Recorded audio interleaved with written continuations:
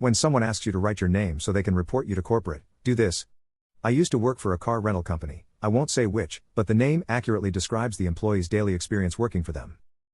During my time, the company continuously changed policies regarding debit cards for rentals because of the large amount of fraudulent transactions associated with them.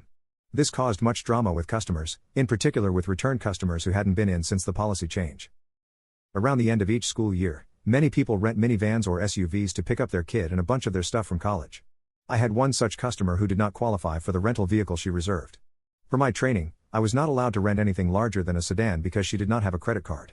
When I informed her that I could only give her a Hyundai Elantra, she became enraged.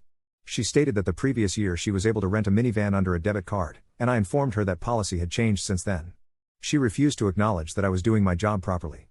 I repeated company policy multiple times and did my best to inform her that I was doing the best I could with the current situation.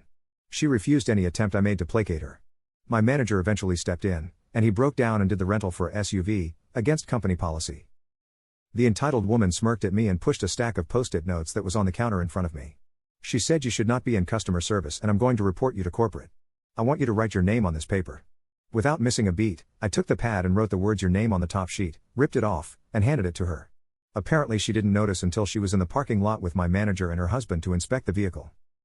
When my manager came back in the office, he said her husband, who stood silently behind his raging wife throughout the whole interaction, "Wants me to write you up because you didn't give them your real name." Then he started laughing and said, "But I'm not going to do shit because you followed the company policy and you did exactly what that female dog asked you to do." She gave us a horrible survey and it tanked our bonus for that quarter, but it was totally worth it to put that rude woman in her place.